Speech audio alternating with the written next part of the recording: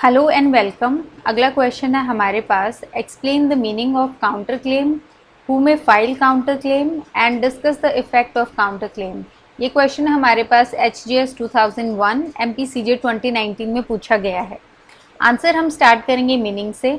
Meaning क्या है counter claim का? जो रूल 6A to 6G है ऑर्डर 8 का, ये प्रोविजन है हमारे पास, इसको हम बॉक्स में पुट करेंगे। ये प्रोवाइड करता है काउंटर क्लेम के लिए।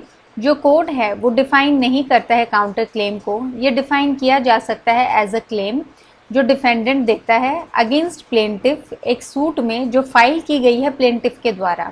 ये एक कॉज ऑफ एक्शन है डिफेंडेंट के फेवर में प्लेंटिफ के अगेंस्ट। ये एक इंडिपेंडेंट और सेपरेट है प्लेंटिफ के क्लेम से। तो ये हमारे पास जनरल डेफिनेशन है। इसकी एग्जैक्ट डेफिनेशन जो है वो काउंटर क्लेम में नहीं दी गई है और जो प्रोविजन है वो हमने मेंशन करना है मीनिंग में। नेक्स्ट आ गया ऑब्जेक्ट हमारे पास। जो ऑब्जेक्ट है काउंटर क्लेम फाइल करने का वो अवॉइड करना है मल्टीप्लिसिटी ऑफ प्रोसीडिंग्स को। ये सीक करता है टाइम सेव करना कोर्ट का और अवॉइड करना इनकन्वीनियंस पार्टीज़ का।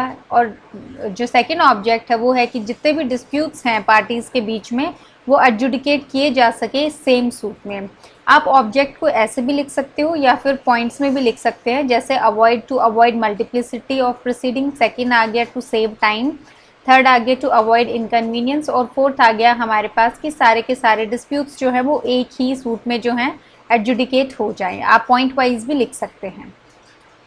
नेक्स्ट आ गया इसमें हमारे पास who can file counter claim, कौन फाइल कर सकता है काउंटर क्लेम। जनरल रूल क्या है कि डिफेंडेंट जो है वो फाइल कर सकता है counter claim against the plaintiff, लेकिन हमारे पास केस लो है Ramesh Chandra versus Anil Panjwani 2003 Supreme Court. काफ़ी ज़्यादा इंपॉर्टेंट केस लो है, अलग से भी क्वेश्चन आ सकता है इस पर। जो सुप्रीम कोर्ट है वो हेल्ड करता है कि जो डिफेंडेंट है वो फाइल कर सकता है काउंटर क्लेम प्लेंटिफ के अगेंस्ट, लेकिन वो किसके अगेंस्ट भी फाइल कर सकता है काउंटर क्लेम? अगेंस्ट को डिफेंडेंट ऑल्सो। लेकिन जो डिफेंडेंट है वो फाइल नहीं कर सकता काउंटर क्लेम सोली, मतलब अकेले अकेले अगेंस्ट द को डिफेंडेंट बिना फाइल करे अगेंस्ट द प्लेंटिफ। तो इसका जो जिस्ट है हमारे पास वो ये है। फर्स्ट पॉइंट ये है कि जो डिफेंडेंट है वो काउंटर क्लेम फाइल कर सकता है प्लेंटिफ के अगेंस्ट। दूसरा आ गया जो डिफेंडेंट है वो जो है फाइल कर सकता है काउंटर क्लेम अगेंस्ट जो है को डिफेंडेंट्स, लेकिन वो डिफेंडेंट जो है अगेंस्ट को डिफेंडेंट सोली नहीं फाइल कर सकता है, अकेले अकेले नहीं फाइल कर सकता है। इसके साथ में उसको जो है प्लेंटिफ के अगेंस्ट भी फाइल करना है और इसके साथ वो जो है को डिफेंडेंट के अगेंस्ट फाइल कर सकता है काउंटर क्लेम। तो ये कॉम्बो जाएगा और यहाँ पे जो है सिंगल भी कर सकते हैं। नेक्स्ट आ गया time for filing counter claim. तो ये हमारे पास रूल 6A बताता है। ये प्रोवाइड करता है कि काउंटर क्लेम जो है प्लेंटिफ के अगेंस्ट वो सेटअप किया जा सकता है डिफेंडेंट के द्वारा। कॉज ऑफ एक्शन जो है काउंटर क्लेम का वो अक्रू कर सकता है, ये इंपॉर्टेंट है हमारे पास, ईदर या तो बिफोर या फिर जो है after filing of suit by the plaintiff. तो जब प्लेंटिफ ने सूट फाइल की है उससे पहले या उसके बाद में भी जो है कॉज ऑफ एक्शन अराइज हो सकता है, लेकिन बिफोर डिफेंडेंट जो है उसने डिलीवर किया है अपना डिफेंस, या फिर जो बिफोर जो टाइम फिक्स्ड है उसके डिलीवरी ऑफ डिफेंस के लिए वो एक्सपायर्ड है, उससे पहले जो है उसको जो है अपना काउंटर जो है क्लेम फाइल करना है। तो कर सकता है। जो कॉज ऑफ एक्शन अक्रू होना चाहिए वो बिफोर या आफ्टर जो है प्लेंटिफ ने सूट फाइल की है, लेकिन जो आउटर लिमिट है वो हमारे पास है जब बिफोर जो डिफेंडेंट है उसने अपना डिफेंस जो है डिलीवर किया है। ये फर्दर प्रोवाइड करता है कि ये जो क्लेम है ये एक्सीड नहीं करेगा पेक्यूनरी लिमिट्स जो है कोर्ट की। दूसरा आ गया ये जो क्लेम है ये बार नहीं होना चाहिए लिमिटेशन के द्वारा। तो ये हमारे पास दो एडिशनल कंडीशंस हैं।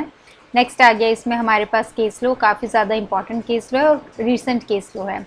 Ashok Kumar Kalra versus wing commander Surendra Agnihotri 2019 supreme court का केस है। इसमें हेल्ड किया गया है, एक एक लाइन आप ध्यान से समझिए।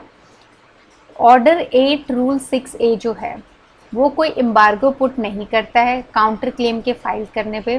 किसके टाइम के बाद? After filing the return statement, मतलब रिटर्न स्टेटमेंट के बाद भी काउंटर क्लेम जो है फाइल किया जा सकता है। जो रिस्ट्रिक्शन है रूल 6A में वो किसके रिस्पेक्ट में है? कोज ऑफ एक्शन की अक्रूवल के रिस्पेक्ट में, कि कोज ऑफ एक्शन कब अराइज होगा, ये रिस्ट्रिक्शन इसके रिस्पेक्ट में है। इसका मतलब है जो कोज ऑफ एक्शन है काउंटर क्लेम फाइल करने के लिए वो अराइज होना चाहिए बिफोर फाइलिंग जो है रिटर्न स्टेटमेंट, तो कॉज ऑफ एक्शन जो है वो रिटर्न स्टेटमेंट फाइल होने से पहले अराइज होना चाहिए।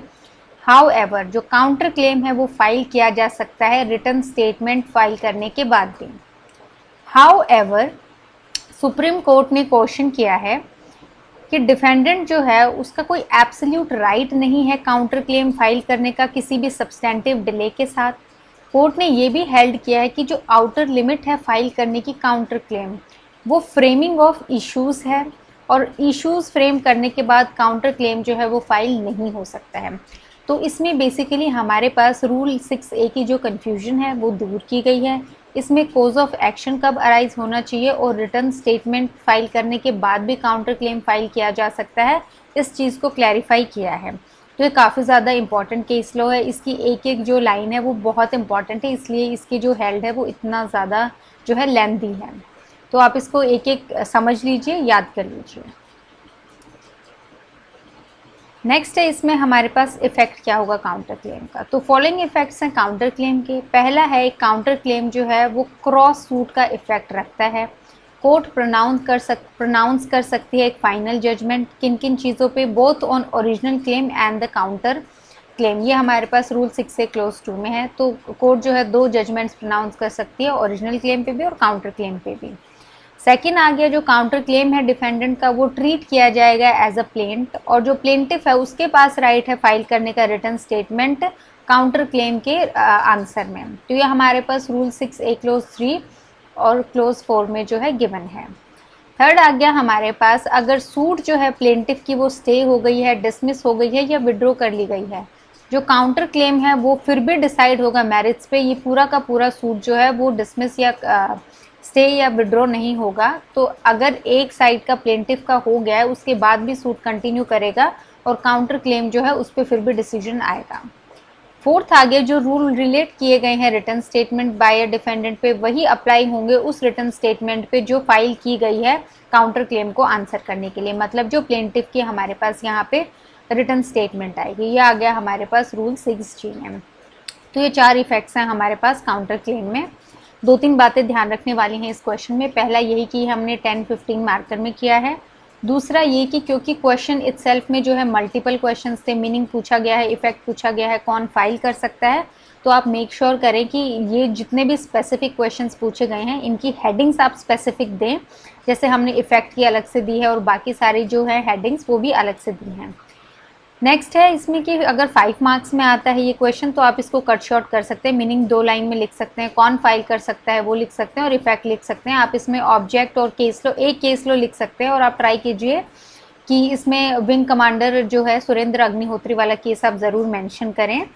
बाकी इसमें हमने ऑलमोस्ट सब कुछ इंक्लूड कर लिया है। सो इस क्वेश्चन में इतना ही। Thank you.